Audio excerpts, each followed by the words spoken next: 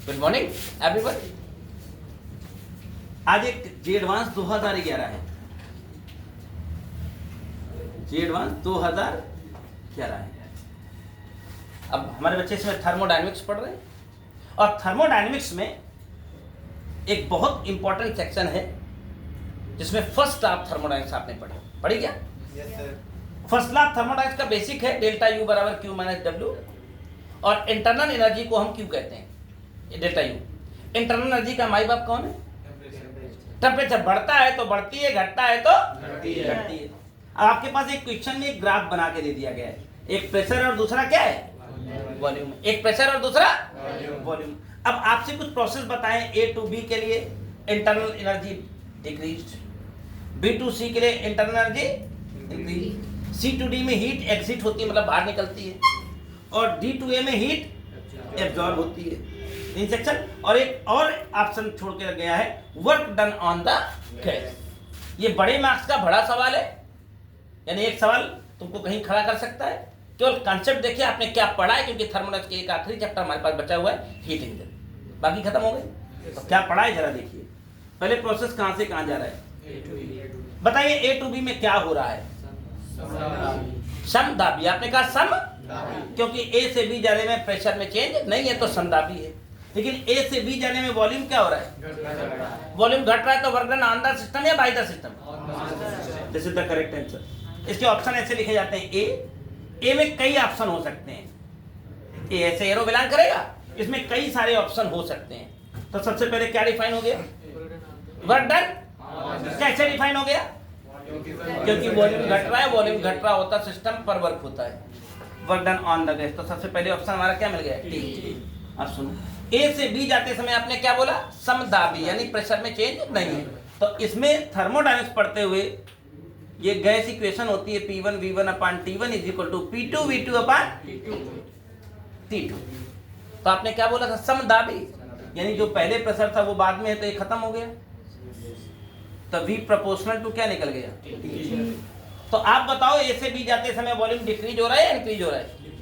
अगर volume decrease हो रहा है तो टेम्परेचर भी, और टेम्परेचर घटने से और टेम्परेचर बढ़ने से इंटरनल एनर्जी का रिलेशन है, आंतरिक ऊर्जा। टेम्परेचर बढ़ता है तो बढ़ती है, घटता है तो घटती है। बताइए ए टू बी जाने में वॉल्यूम घटा है तो टेम्परेचर भी घटेगा, और टेम्परेचर घटेगा तो इंटरनल एनर्जी घटेगी। तो कौन सा सही जवाब है? Internal energy decrease. यानी एक और जवाब क्या सही हो गया? अब आप सबको पता है कहीं से टेम्परेचर, किसी सिस्टम के अंदर से एक कुकर भर के दाल चावल बनाते हो, कुछ देर रख देते हो तो क्या हो जाता है? ठंडा हो जाता है। ठंडा हो गया मतलब टेम्परेचर गिर गया ना। तो किसी से हीट कम हो मतलब टेम्परेचर उसका डिक्रीज हो रहा है तो हीट निकल रही है कि हीट जा रही है? हीट निकल रही है। तो सही आंसर क्या है? Heat excited. हाँ, तो पहले क्वेश्चन के 3 पार्ट सही थे। और क्यों सही थे? आपकी कॉन्सेप्ट से क्लियर था या हवा में बात कर रहा हूँ? कॉन्सेप्ट से क्लियर है। सही आंसर क्या है? P R. आपका 1 मार्क से 1 सेगमेंट पूरा हो गया।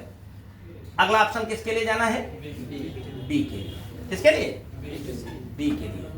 बताइए बी वाला सेगमेंट यहां से चेक करिए कहां से कहां जा रहा है? बी टू सी। एक फैक्ट तुरंत देखते ही क्लियर हो गया। हाँ जी, बी से सी जाने में वॉल्यूम में चेंज नहीं आ रहा है तो वर्क डन हो ही नहीं रहा है। यानी वर्क डन का केवल एक ऑप्शन था जो कि है ही नहीं, तो ये ऑप्शन नहीं होगा। पक्का? अब बी से सी जाने में वॉल्यूम का क्या है? वॉल्यूम कांस्टेंट है, वॉल्यूम में नो चेंज। तो इस गैस इक्वेशन में जो P1 V1 अपान T1 थी, P2 V2 अपान T2 थी, अब वॉल्यूम का चेंज नहीं है तो वॉल्यूम को उड़ा दो यहाँ से, दोनों वॉल्यूम सेम हो गए। तो अब क्या निकल के आ गया सरकार? P proportional to V।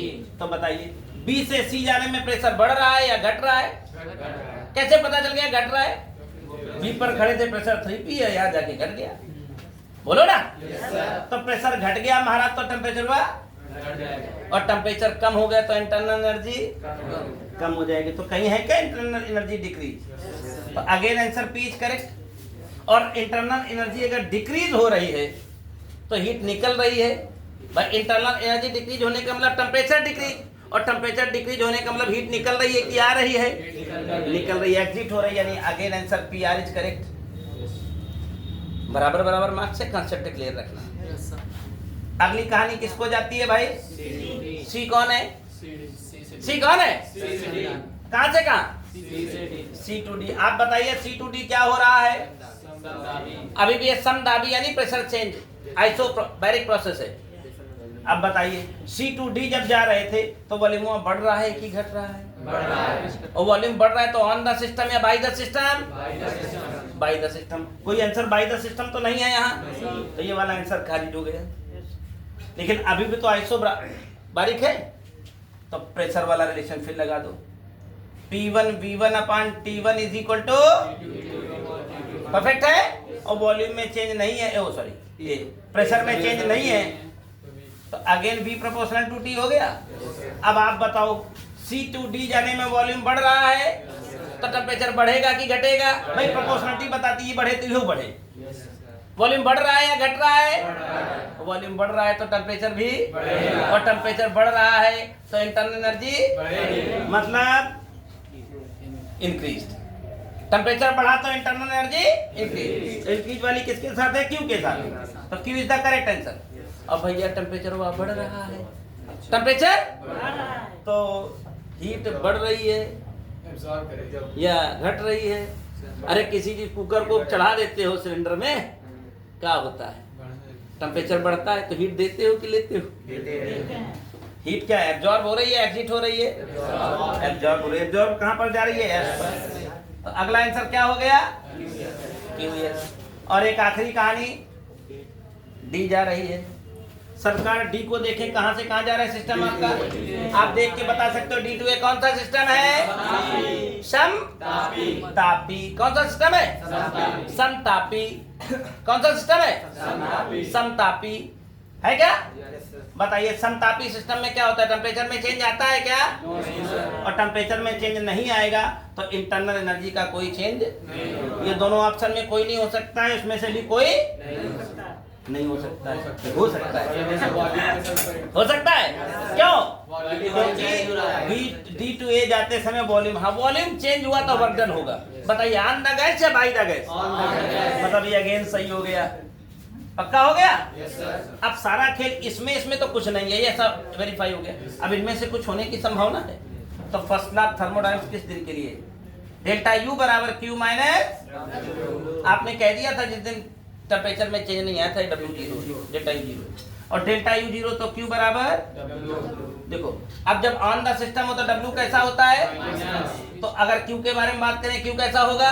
और Q नेगेटिव होगा तो हीट एग्जिट हो गया, एब्जॉर्ब होगी, एग्जिट होगी, निकल गई मतलब माइनस, ले ली मतलब प्लस, हीट एग्जिट हो गई तो एग्जिट हो गई तो R again is the correct. Any confusion? Perfect question है, परफेक्ट आंसर है।